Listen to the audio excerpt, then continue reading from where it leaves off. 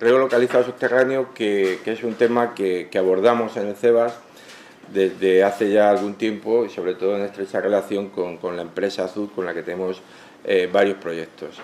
Creemos que es una técnica, una tecnología de riego que es pues muy interesante, y bueno, pues estamos en colaboración con la Consejería participando en este tipo de jornadas para darle la difusión que creo que se merece. Bueno, yo soy el director del CEBAS. Algunos de ustedes seguro que saben lo que es, habrá otros que a lo mejor no. El CEBAS es un centro de investigación que está en Murcia, está en el campus de Espinardo, ahí al lado de la facultad, en la facultad de la Facultad de la Universidad de Murcia. Y el CEBAS es, como digo, un centro de investigación agroalimentaria bastante grande, hay aproximadamente unas 250 personas trabajando allí, y pertenece al Consejo Superior de Investigaciones Científicas. Es decir, estamos muy en relación con la Consejería, con la Comunidad Autónoma, pero no dependemos de la Comunidad Autónoma, dependemos del Estado, en concreto del Ministerio de Investigación, y nuestro centro, nuestro bloque general, nuestra institución general es el Consejo Superior de Investigaciones Científicas, que engloba aproximadamente a unos 10.000 investigadores que trabajan en distintas partes de España, pues en centros diferentes y dedicados también a disciplinas distintas, biomedicina, física, química. En Murcia el único centro del Consejo es el CEBAS, Centro de Afología y Biología Aplicada del Segura, y como digo, nosotros estamos dedicados fundamentalmente a temas agroalimentarios. Bueno, dentro del CEBAS hay varios departamentos. Yo siempre digo que casi todo lo que tiene que ver con la agricultura de alguna forma se puede abordar allí, porque ahí tenemos departamentos de suelo, departamentos de mejora. Muchos de ustedes conocerán pues todas las variedades que han salido últimamente de almendro, que son variedades tardías, pues son de allí. Albaricoque también hemos sacado bastantes variedades. Hay departamentos más de fisiología propiamente dichos, y hay departamento de nutrición, y hay un departamento importante también de tecnología de alimentos, ¿no? que trata pues todo lo que es tema de conservas, cuarta gama, quinta gama, etcétera. Es decir, yo creo que es un centro muy amplio, muy multidisciplinar, y prácticamente pues casi todo lo que tiene que ver con agricultura de alguna forma se trata allí. Yo, aparte de ser el director del centro, pertenezco al grupo de riego, al departamento de riego, y el departamento de riego, como ustedes ven en esta diapositiva, pues está compuesto por aproximadamente unas 20 personas, 20 y algunas, pero investigadores senior somos 7, ¿no? los que aparecen aquí en la diapositiva. Llevamos mucho tiempo, es un departamento, digamos, que tiene mucha tradición, y bueno, mucho tiempo trabajando en todo lo que es nuevos sistemas de riego. El departamento tuvo su importancia en su momento a la hora de introducir todo lo que es el riego por goteo en la región de Murcia. El departamento tradicionalmente pues estaba Antonio León, en fin, gente que luego pues ha ocupado puestos importantes en la administración. Y como digo, desde hace 20-25 años pues estamos trabajando en todo lo que tiene que ver con la gestión del agua y el manejo del riego. Estas son algunas de las líneas de investigación que llevamos: riego sobre plantas, estrategia de riego deficitario, utilización de aguas no convencionales, aguas depuradas, aguas salinas, etcétera. Bueno, la charla, más que enfocarla directamente al riego subterráneo, que yo creo que sí que habrá luego charlas que estarán muy específicamente dirigidas a los aspectos más aplicados, yo la he enfocado un poco pues hablando un poco de lo que hacemos, de los distintos pasos que hemos ido dando en lo que es la gestión de riego desde un punto de vista de la investigación, y cómo al final pues de alguna forma acabamos en el riego subterráneo y por qué acabamos en el riego subterráneo. Bueno, esta es una diapositiva que normalmente pongo siempre al comienzo de todas las charlas, en donde de alguna forma lo que se viene a decir es que a pesar de la cantidad de agua que hay en el mundo, que obviamente es mucha, tenemos 1.400 millones de kilómetros cúbicos, aquí se ve muy bien la cantidad total, solamente un 2% de ese agua es agua dulce, es agua que teóricamente podríamos llegar a utilizar. El resto en principio es agua salina, y bueno, ahora con la desalinización y tal, pues se nos abre una nueva vía, pero en principio no es agua que directamente podamos utilizar para beber o para regar. De ese pequeño 2% hay un montón de agua que tampoco es accesible para el ser humano, pues porque está en los polos, porque está a unos niveles freáticos enormemente bajos, y al final vamos reduciendo la cantidad de agua dulce que tiene el planeta y nos encontramos con que realmente esa cantidad pues no es excesivamente alta. Y no es excesivamente alta, sobre todo asumiendo la demanda que el ser humano pues requiere. Es decir, hemos pasado de unos 1.400 millones de kilómetros cúbicos a aproximadamente tan solo unos 140.000 kilómetros cúbicos de agua accesible. No tenemos mucha agua, en general, en el planeta, agua disponible. Y bueno, las perspectivas, como ustedes saben, tampoco son excesivamente halagüeñas. El cambio climático, que está tan de moda ahora, pues se asume que por lo menos en algunas zonas la cantidad de agua que va a haber va a ser factible de ser utilizada por el ser humano, va a ser menor, y además la población del mundo está aumentando de forma continua, con lo cual la demanda de agua, aunque solamente sea para beber, pues va a ser cada vez mayor. Por lo tanto, si no hay mucha agua, estoy hablando a nivel global, si no hay mucha agua y mucha agua dulce, y cada vez el riego demanda más agua, porque se supone que el riego actualmente ya consume aproximadamente un 70% del total de agua que consume el ser humano, ¿no? Claro, la primera idea, la más básica, es decir, bueno, pues si tenemos poca agua y el riego consume mucha agua, pues vamos a dejar de regar. Si dejamos de regar, ahorraremos agua. El problema de dejar de regar, sobre todo considerado de una forma global, es que necesitamos el riego para producir alimentos. Se estima que aproximadamente en el 40% de los alimentos que consumimos actualmente se producen en zonas regadas que solamente ocupan el 17% del área total agraria que hay a nivel mundial. Es decir, las zonas de riego, el regadío, hace que los alimentos, que podamos producir mucho más, y lógicamente la población cada vez demanda, aumenta la población tiene que estar alimentada y demanda que la agricultura pues cada vez sea más eficiente y más productiva. Por lo tanto, la idea no es reducir el riego, por lo menos de forma global. Puede haber lugares concretos o localizaciones concretas en donde sí se pueden ajustar las tierras regadas, pero a nivel global reducir las áreas de riego no es una solución. La solución más bien pasa por intentar mejorar la eficiencia en el uso del agua en la agricultura, que se estima que aproximadamente puede estar en torno al 50%. Es decir, de toda el agua que destinamos a la agricultura, solamente el 50% se aprovecha de forma absolutamente eficiente. Hay otro 50% que se nos pierde por escorrentías, por muy distintos temas, ¿no? Por lo tanto, eso es en lo que nosotros nos hemos centrado, no tanto proponer reducción de zonas de riego, sino mejorar la eficiencia en el uso del agua. Bueno, ¿cómo se puede mejorar la eficiencia en el uso del agua? Pues aquí hay distintas aproximaciones, según trabajemos a nivel de parcela, a nivel de cuenca, etcétera. Aquí se mencionan algunas, ¿no? Pues por ejemplo, la primera mejora que podríamos hacer para mejorar la eficiencia del agua es lo que se llama la eficiencia hidráulica, que responde a mejorar la ratio. Sería la ratio entre la cantidad de agua que se recibe a la parcela y la agua captada en la fuente. Es decir, tenemos que ser capaces de toda el agua que captamos en los embalses y tal, pues intentar llevarla en la parcela sin que haya pérdidas en canalizaciones, etcétera. La eficiencia de aplicación, pues la eficiencia de aplicación se definiría como una vez que ya el agua llega a la parcela, qué cantidad de ese agua que llega a la parcela realmente se utiliza, o sea, se utiliza en la evapotranspiración. No nos sirve de mucho llevar mucha agua a la parcela y que luego pues se pierda evidentemente sin que sea utilizada por la planta. Dentro de la evapotranspiración, cuanto más reduzcamos el área de evaporación del suelo y más aumentemos la transpiración de la planta, pues mucho mejor.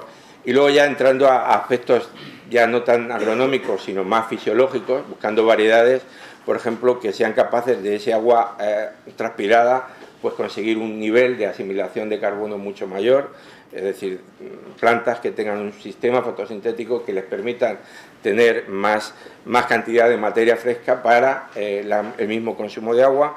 Y finalmente, desde un punto de vista de agricultor, estaría la eficiencia de cosecha, que sería también dentro de toda esa agua que se invierte en el crecimiento, por decirlo de alguna forma, de la planta, que el crecimiento de la fruta, de la cosecha, pues sea mayor que el crecimiento foliar. Es decir, en cada uno de estos distintos pasos de eficiencia de uso hidráulica, pues lógicamente podemos ir haciendo aportaciones y podemos ir haciendo mejoras con el fin de conseguir un máximo rendimiento en el agua que utilizamos. Como he dicho, la primera parte es la eficiencia hidráulica, es decir, y esa parte, al menos en Murcia, está bastante avanzada. Ya se hizo en la primera fase de modernización de regadíos, que consistía en esto, es decir, en conseguir canalizar en la medida de lo posible perfectamente bien toda el agua que llegaba, de tal manera que se pierda lo menos posible en sistemas de canales, etcétera. El tema de los embalses, que aparece aquí en la foto, pues también es importante. Hay mucha agua que a veces se pierde en los embalses, pues hay que intentar que ese agua, pues de alguna forma se evapore, pues poniendo toda una serie de sistemas, etcétera. La segunda parte, que era la modernización de los regadíos, entendiendo por modernización de los regadíos pasar de riego por inundación, que antes pues lógicamente era muy habitual en la región de Murcia, a riegos localizados, pues en parte en Murcia yo creo que también está hecho. Es decir, se estima, creo que aproximadamente el 90% de regadío en Murcia es ya riego localizado. Digo en Murcia porque esto no es extrapolable al resto de España ni por supuesto a otras áreas del mundo, pero en Murcia sí, ya hemos hecho ese paso. Es decir, tenemos bastante bien encauzado lo que es la eficiencia de uso hidráulico en alta, y también todo lo que es los sistemas de riego, digamos, localizados, están bastante bien instaurados en la región. Ahora bien, basta simplemente con poner un sistema de goteo para ya quedarnos tranquilos, es decir, bueno, pues yo ya he pasado de regar a manta a regar por riego localizado, ya lo tengo resuelto, ya estoy seguro que voy a ser mucho más eficiente. No necesariamente, es decir, esos sistemas de riego localizado, lógicamente también tienen que saber utilizarse de forma adecuada, y si no se utilizan de forma adecuada, pues pasa lo que pasa un poco en estas fotos. Aquí tenemos, por ejemplo, lógicamente en el riego localizado hay mucha, en el riego a manta, como veis, pues lógicamente hay muchos encharcamientos, pero en un riego por aspersión o un riego localizado mal aplicado, pues lógicamente también se puede perder mucha agua. Si yo, por muy buen que tenga un sistema de riego localizado por goteo, tengo el goteo abierto 24 horas al día, pues obviamente ahí voy a perder tanta agua como o más que si estuviera regando a manta de forma correcta.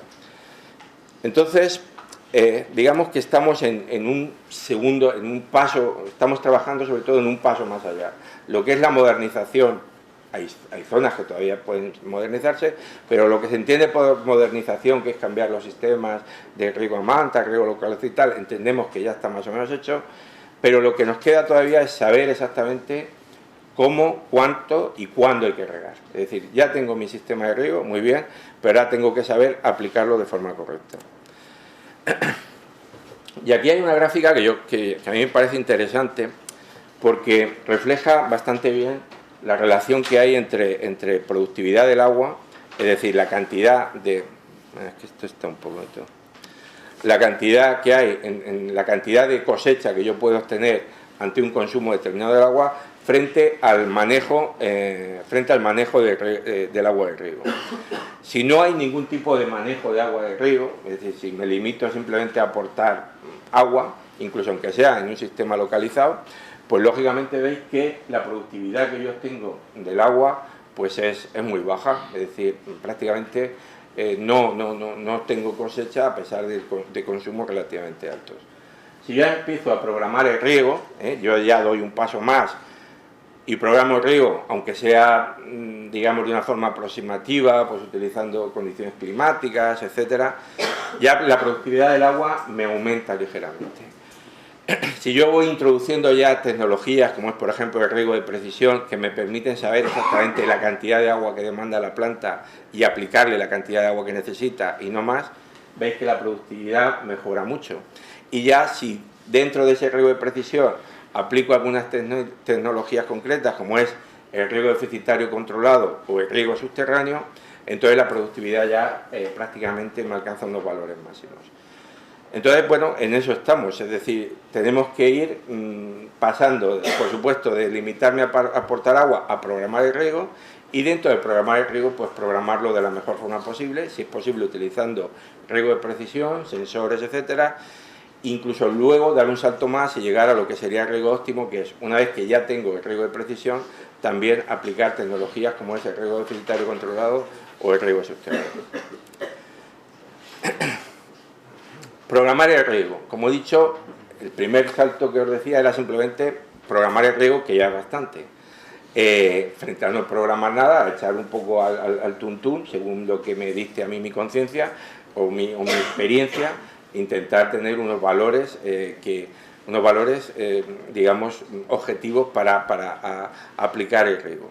Esto normalmente yo creo que lo hacen ya también la mayor parte de los agricultores, y es programar el riego en base a la demanda evaporativa y al coeficiente de cultivo. Estos dos valores normalmente pues los pasa a veces la consejería.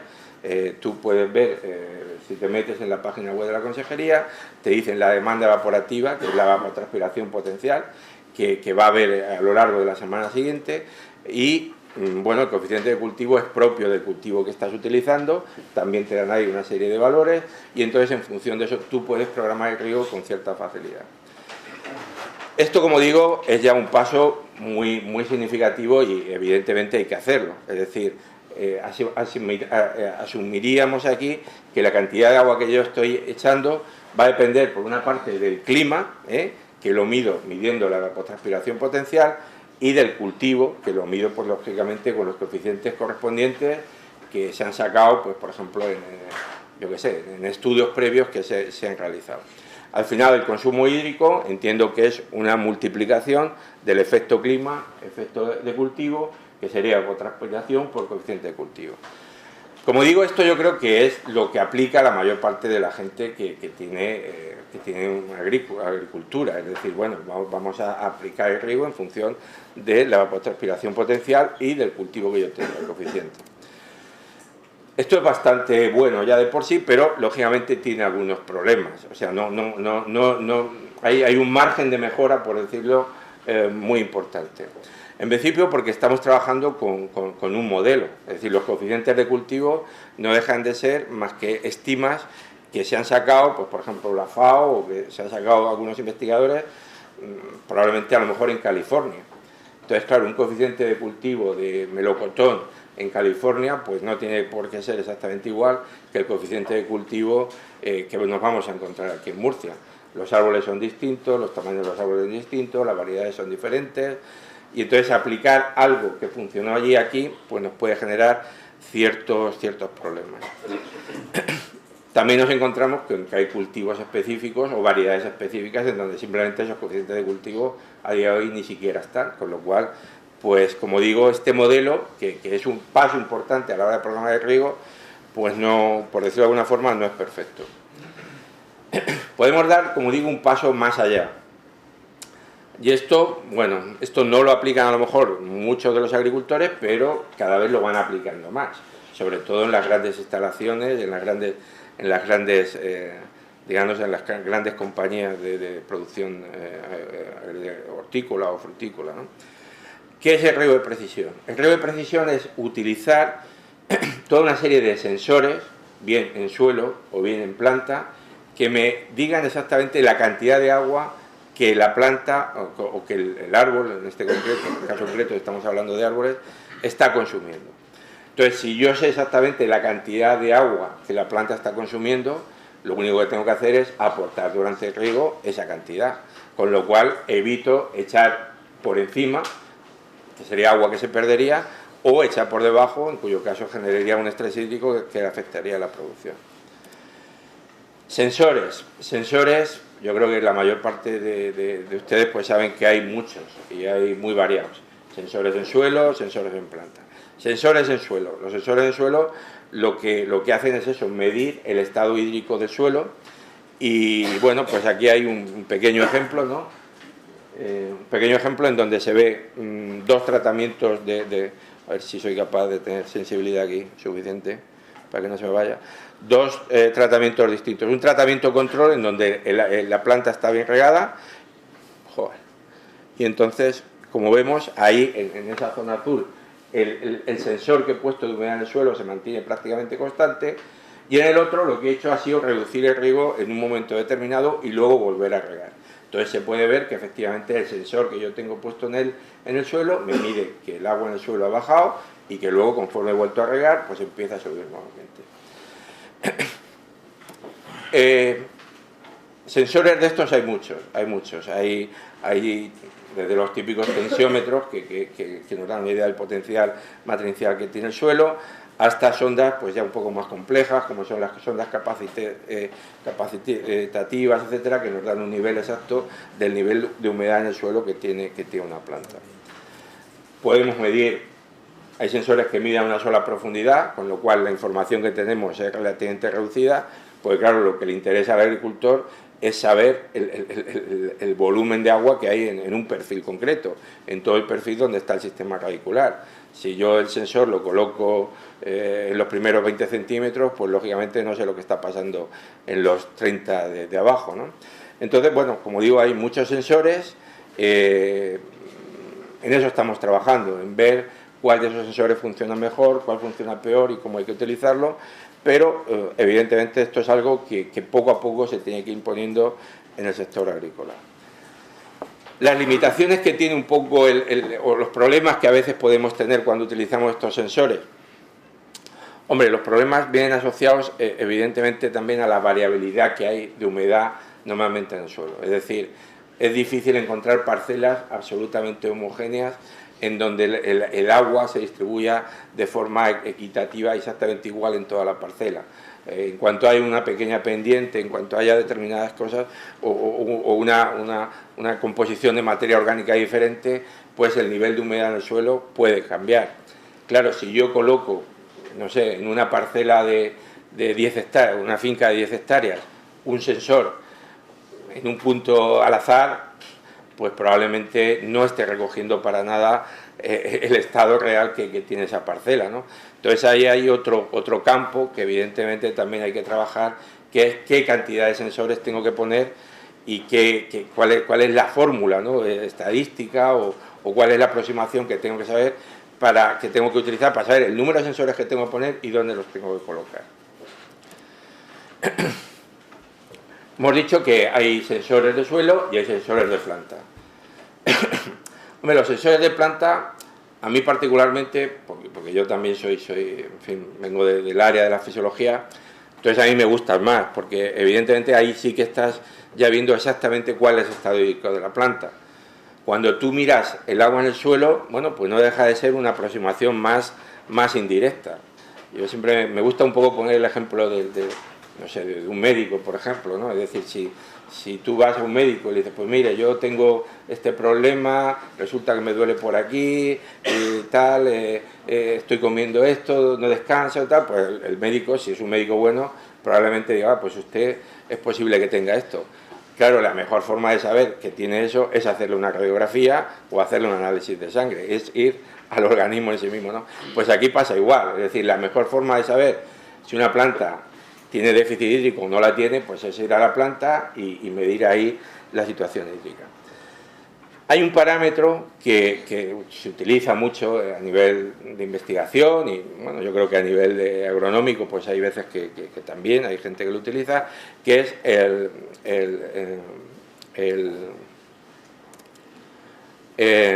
potencial hídrico de la hoja o del tallo. Bueno, no sé si lo conocen tampoco, creo que venga al caso dar muchas explicaciones. Básicamente ahí lo que hay que hacer es coger una hoja, se coge una hoja de la planta que tú quieres saber cómo está hídricamente, se mete en esta especie de cámara, que esta es una cámara de presión, en donde hay un émbolo que tú puedes meter presión, y entonces empiezas a meter presión en esa hoja cortada hasta que llega un momento en que sale una gota de ese peciolo. Ese momento en que sale la gota es el potencial hídrico que tiene esa planta. Es decir, es, por decir, el nivel no de humedad, el nivel de estado hídrico que tiene esa planta. Si la planta está muy estresada, lógicamente vas a tener que meter mucha presión para sacar esa gota. Si la planta está a tope de agua y está bien regada, pues lógicamente la presión que tienes que meter es muy inferior. Pues esto funciona y funciona muy bien. Es decir, yo creo que a nivel de investigación, y está publicado y tal, sabemos exactamente casi para todos los cultivos qué valores de potencial hídrico son los que tiene que tener una planta para entender que la planta está bien regada o no está bien regada. Aquí, bueno, aquí es un pequeño ejemplo también de cómo funciona los rombos azules. Sería una planta que está bien regada, en donde siempre la mantenemos bien regada, y el rosa sería una planta en donde en un momento concreto aplicamos un déficit hídrico. Como veis, baja el nivel de potencial hídrico. Como veis, también ahí hay un día en donde se riega bien, pero como es un día que hace mucho viento, que hay mucha transpiración, tanto la planta bien regada como la deficitaria bajan el potencial hídrico, porque son días que están un poquito estresados. Como digo, este parámetro funciona muy bien. ¿Problema de este parámetro? Pues que no se puede automatizar. Entonces, claro, pedirle a un agricultor que periódicamente se vaya con su cámara de presión, se recorra la parcela cogiendo hojitas y midiendo y tal, es un poco complicado, ¿no? Entonces es mucho más fácil, o intentamos que los sensores que utilizamos sean sensores perfectamente automatizables, sean sensores que tú los fijes en la planta y, bueno, pues una vez que los has fijado, los dejas allí, recoges la información que te pasa vía modem o vía data logger, y puedes tener un registro en continuo de cuál es el estado hídrico de la planta. Hay muchos de estos también. Nosotros hemos trabajado sobre todo en flujo de savia, que no voy a hacer mucha referencia a él, simplemente que sepáis, es decir, que hay posibilidades de medir la cantidad de savia que está atravesando un tronco determinado en un árbol, y en función de eso saber el estado hídrico de la planta. Y voy a hablar un poquito más de este, que son los dendrómetros, en donde lo que se mide aquí es de forma continua el tamaño que tiene el tronco, en el caso de un árbol. Vamos a ver por qué. Si veis aquí, básicamente lo que se hace es poner una especie de émbolo, poner al lado del tronco, o poner pegado al tronco una aguja, y esa aguja se mueve dentro de un émbolo que en realidad es un traductor de desplazamiento. Entonces, las pequeñas variaciones que tiene el tronco a lo largo del día, que obviamente no se ven a simple vista, pero existen, hacen que esta aguja pues se mueva internamente dentro del émbolo, y eso se traduce en una señal que es fácilmente registrable. Entonces, bueno, ¿y esas pequeñas variaciones realmente te dan una idea del estado hídrico de la planta? Pues sí que te la dan. Esto es lo que veríamos estas variaciones son las que al final se ven, en este caso concreto serían 3 días diferentes, a lo largo de 3 días de registros. Entonces, los valores más altos de diámetro del tronco, por decirlo de alguna forma, corresponden siempre a lo que se obtiene por la noche, es decir, una vez que la planta de alguna forma está hidratada, y los valores mínimos se alcanzan a mediodía. Cuando la demanda evaporativa es más alta, el nivel de transpiración es más alto, y lógicamente, y el árbol de alguna forma pues tiene que tirar en ocasiones de su reserva y adelgazar un poco. Entonces veis un poco la evolución diaria que observamos siempre en un árbol cuando medimos las microvariaciones de tronco. Diferencia entre el azul y el rojo: el azul es un árbol bien regado y el rojo es un árbol que no está bien regado. ¿Cuál es la diferencia? En el árbol bien regado, a mediodía, el nivel, digamos, de contracción que yo estoy midiendo es muy inferior al que está bien regado. ¿Por qué? Pues porque en el que está bien regado, aunque la demanda evaporativa sea muy alta, hombre, el árbol puede tirar en parte de la agua que hay en el suelo, y evitar en la medida pues tirar de sus reservas que tiene en el tronco.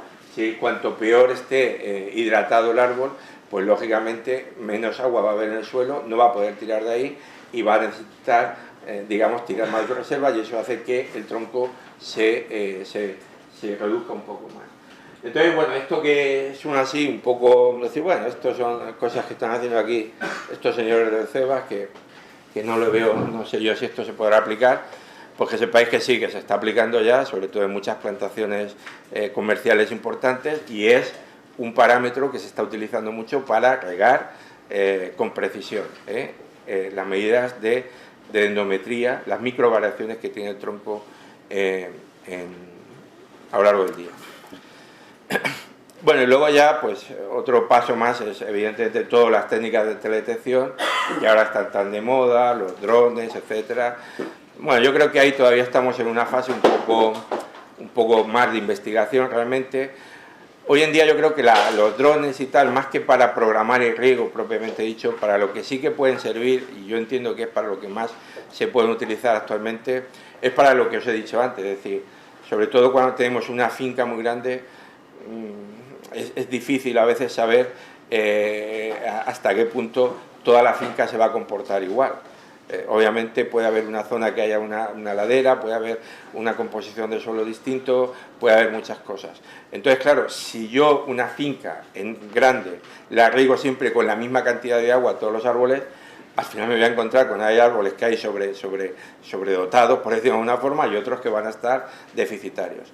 Entonces, con estos sistemas de teledetección te permiten hacer un barrido de la zona y ver exactamente qué áreas están bien regadas y qué áreas no lo están tanto. Y en función de eso, pues, el agricultor o el programador de riego se puede plantear, pues, por ejemplo, sectorizar de forma distinta el sistema de riego que está planteando, de tal forma que aquellas zonas donde se necesita más agua, pues lógicamente se ponga un sector que se programe de forma distinta a la otra, ¿no? Bueno, si os acordáis de esa primera gráfica que he puesto de manejo de agua frente a productividad, había una primera parte que era, bueno, aporto agua y ya está, sin más. Programo el riego en base a coeficiente de cultivo y clima, con lo cual he dado un paso adelante. Doy otro paso adelante, que es riego de precisión. Utilizo algunos sensores que me permitan tener constancia de la cantidad de agua que tiene la planta. Y luego hablamos del riego óptimo. Es decir, una vez que yo incluso ya tengo muy bien controlada la cantidad de agua, ya puedo utilizar algunas estrategias específicas que aún me permiten regar mejor. Una de ellas es el riego deficitario controlado, que muy brevemente lo que hace es asumir que hay determinados momentos a lo largo de un ciclo productivo, de un ciclo vegetativo, en donde no tenemos que mantener la planta perfectamente bien regada, sino que podemos reducir el aporte de agua sobre la necesidad hídrica máxima que necesitaría, o óptima que necesitaría. Es decir, por decirlo de alguna forma que se entienda, podemos hacerle pasar a la planta un poquito de sed durante algún periodo, sin que eso al final se traduzca en una reducción importante de cosecha. ¿En qué se traduce? Pues normalmente a lo mejor se traduce en que hay menos crecimiento vegetal. Bueno, pero menos crecimiento vegetal siempre que sea dentro de un orden, que no nos dejemos las plantas ridículas que no puedan crecer. Al agricultor eso le da un poquito menos. Si tira un poquito menos hoja, pues mejor luego. Menos tengo que podar según qué tipo de árbol les haga, ¿no? Lo que sí que me interesa es que el fruto que yo obtenga sea principio de calidad y, si es posible, pues que también obtenga unas cosechas bastante razonables. Bueno, en esto también hemos trabajado muchísimo en el departamento, y no solamente nosotros, sino otros grupos a nivel español. Hay muchos proyectos, y yo creo que a quien le interese, prácticamente para casi todos los cultivos que al menos sean más frecuentes, pues hay ya diseños de cómo hay que aplicar el riego deficitario controlado. En qué momento fenológico yo puedo reducir el consumo de agua sin que le afecte a la planta. Esto evidentemente depende de muchos factores, como es el suelo, el sistema de riego, etcétera, pero como digo, no voy a entrar mucho en esto, simplemente que sepáis que prácticamente está muy estudiado y en casi todos los cultivos se puede aplicar. Este sería un ejemplo de cómo, por ejemplo, con reducciones de agua de aproximadamente el 60% aplicando el riego deficitario controlado, se ha bajado un poco lo que es la productividad relativa, es decir, es verdad que hemos tenido un poquito menos de cosecha, pero claro, esa reducción de cosecha se compensa muchísimo con la cantidad de consumo de agua que estoy haciendo. Hay otros casos en donde, bueno, he reducido el agua un 20 o 30% y la cosecha no se ha reducido absolutamente nada. Y esto, bueno, se puede aplicar para mejorar la eficiencia del agua y también se puede aplicar cuando no hay agua. Es decir, hay veces que el agricultor no es que diga, no, es que quiero mejorar mi productividad, no, es que no tengo agua. O sea, no es algo que haga por gusto, es que si yo sé que necesitaría aplicar 6.000 metros cúbicos por hectárea, pero tengo 3.500, ¿cuándo las aplico? De post cosecha, tal, no sé qué, bueno, pues ahí es lo que estamos estudiando, pues si tienes menos agua, es importante que en este periodo concreto cubra siempre las necesidades, y hay algún otro en donde realmente pues lo puedes reducir. Y luego ya, pues llegamos, yo creo que ya a la charla, al tema de hoy propiamente dicho, que es el riego localizado subterráneo.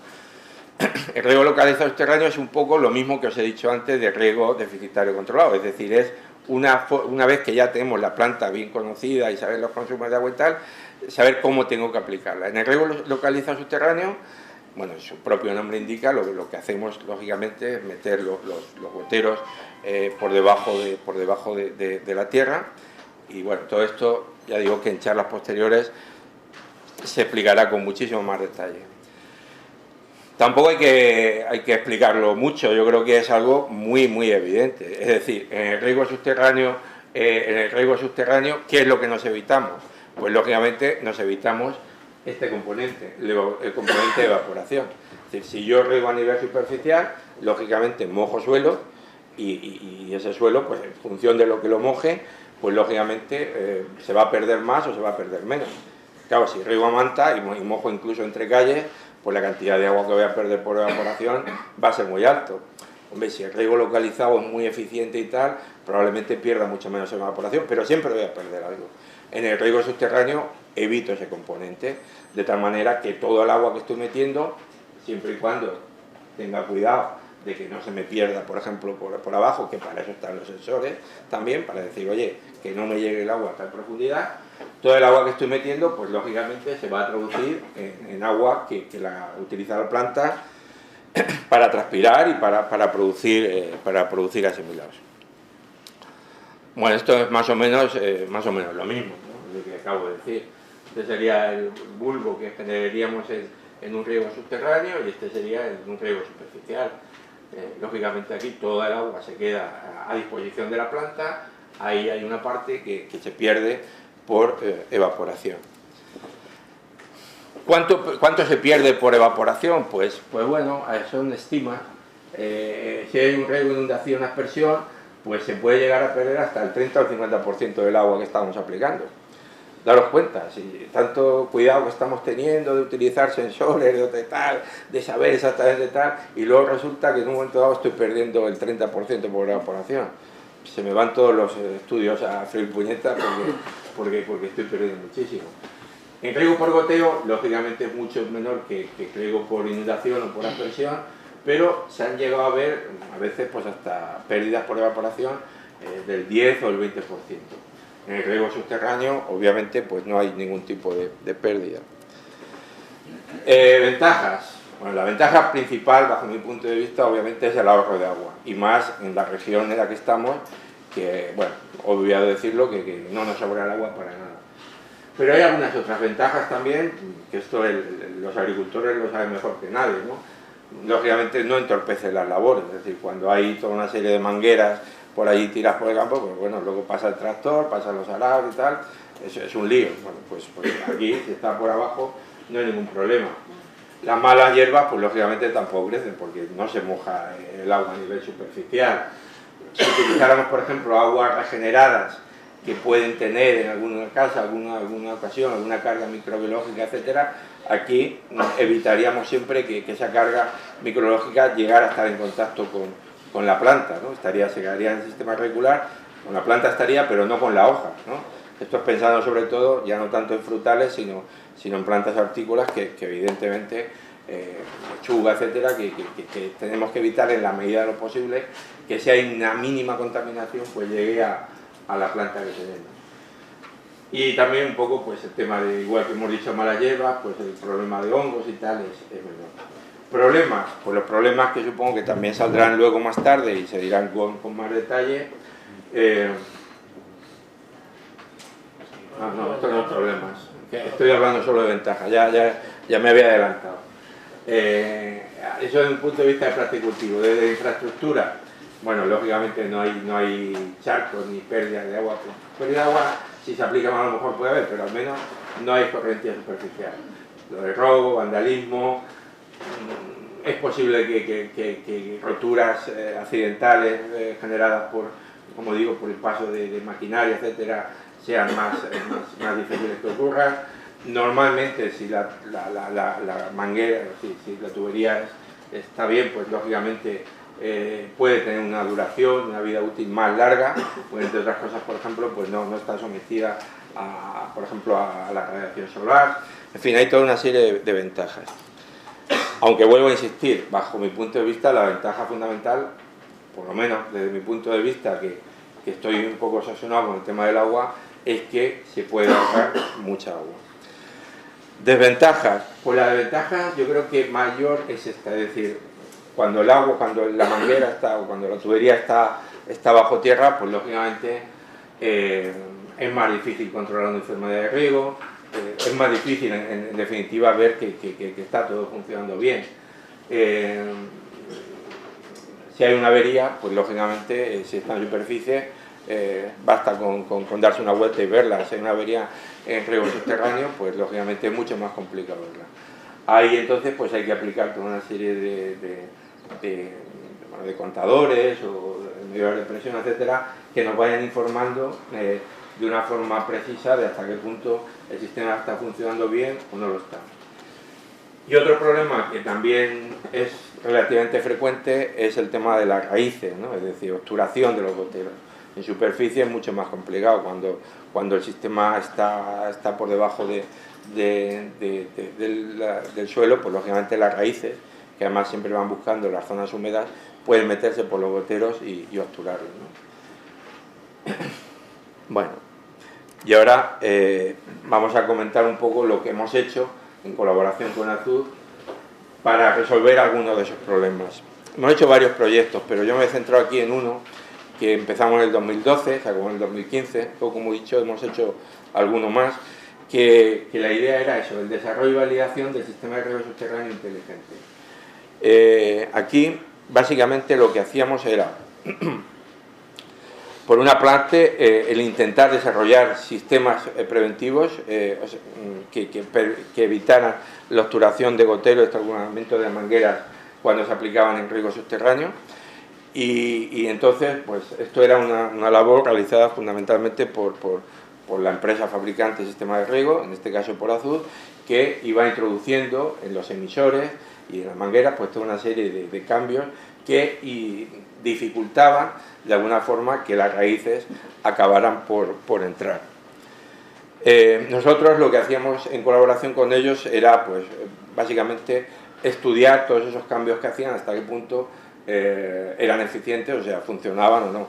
Y para eso lo que hacíamos era, en unos contenedores que teníamos especiales, pues teníamos distintos tipos de tuberías con distintos tipos de emisores y en este contenedor lo que hacíamos era crecer planta que generara mucha raíz y medíamos con mucha exactitud hasta qué punto a lo largo del tiempo pues un emisor se obturaba o dejaba de obturarse, bueno, en función de la eficiencia que tenía para evitar el crecimiento interior del sistema radicular.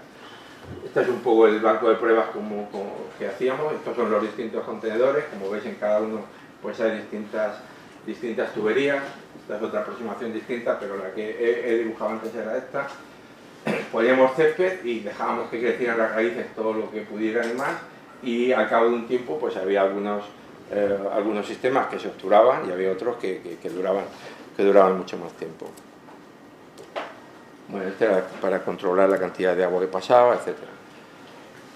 Aquí veis, por ejemplo, pues como evidentemente en algunos goteros sí que se metían las raíces y que se obturaban completamente, y estos que son distintos sistemas que probamos, pues hay algunos que evidentemente el nivel de obturación era enorme y hay otros que prácticamente pues, no se obturaban con el sistema radicular en función del diseño que tenía el propio gotero y en función también de es otro proyecto que hicimos posteriormente en función de que fuéramos capaces de introducir en el propio sistema de riego, en la propia manguera o en el propio emisor, toda una serie de extractos naturales que actuaran como herbicidas, por decirlo de alguna forma. Ahí entonces estos son los dos tipos de aproximaciones que se han hecho y que hemos testado en ese banco de pruebas que hemos hecho anteriormente. Nuevos emisores en cuanto al diseño del emisor y cómo distintos extractos naturales evidentemente pueden afectar al crecimiento de las raíces. Y entonces hicimos algunos, como lo hicimos tanto en maíz como en mandarino. En maíz lo que hicimos fue, en una finca de Albacete, pues aplicar 3 tipos de tratamiento de riego: riego por aspersión, riego por goteo y riego subterráneo. Y ahí lo que queríamos era que la planta siempre estuviera, nos aseguramos que la planta siempre estuviera bien regada, pero aplicando estos 3 tipos de tratamientos distintos. Los resultados es que las plantas siempre estuvieron bien regadas y por lo tanto los kilos por hectárea fueron más o menos igual, por lo menos no había diferencias significativas entre los 3 tratamientos, pero daros cuenta en cuanto a la cantidad de agua aplicada, mientras que en el riego superficial aplicábamos 702 milímetros, en aspersión 743, en subterráneo 534, es decir, había un ahorro muy importante de agua con respecto al sistema de aspersión, por ejemplo, de aproximadamente un 25%. La eficiencia de uso del agua pues aumentaba lógicamente mucho y bueno, de alguna forma se confirma lo que sospechábamos, es decir, hemos reducido el componente evaporativo y lógicamente pues la eficiencia de uso del agua aumenta. En mandarina, pues en mandarino lo hicimos igual. Este fue otro ensayo que, bueno, es el diseño experimental, en donde aplicamos también pues, distintos tratamientos, un riego por goteo superficial y un riego subterráneo. Y bueno, este es el estado hídrico de los dos riegos, que nos interesaba que fuera siempre el mismo, pero para mantener ese mismo estado hídrico, veis que en el riego superficial aplicamos 373 milímetros, en el subterráneo menos, 285. Es decir, se confirma una vez más que evidentemente ahorramos agua sin que eso afecte de forma sensible ni al número de frutos ni a los kilos por árboles que estamos aplicando. Y bueno, ya acabo. La conclusión yo creo que es esa, que efectivamente yo creo que tanto en todos los ensayos que hemos hecho hasta ahora el riego subterráneo siempre ha permitido un ahorro de agua, más allá de los otros tipos de ventajas agronómicas que estoy seguro que en charlas posteriores pues, se van a detallar con más precisión. Y ahora, aparte de todo esto que he dicho, que estamos trabajando con los fabricantes de riego para intentar evitar los problemas de obturación y el funcionamiento perfecto de la planta, también estamos trabajando mucho en todo lo que es la transferencia, difusión, hacer ensayos de demostración. Tenemos que ver que este riego funciona, hemos visto que funciona en maíz, que funciona en mandarino, hay que ver lo que funciona en otros tipos de cultivos, hay que ver qué pasa cuando las aguas a lo mejor no son de buena calidad, cuando tenemos aguas salinas, aguas regeneradas, cuando aplicamos riego deficitario. En definitiva, tenemos proyección de hacer, pues, en colaboración con la empresa y también con la consejería, toda una serie de ensayos demostrativos para ver que efectivamente es una tecnología que funciona y tener datos concretos que avalen efectivamente y que demuestren que esto pues, supone un ahorro importante de agua. Y nada más, por mi parte ya está.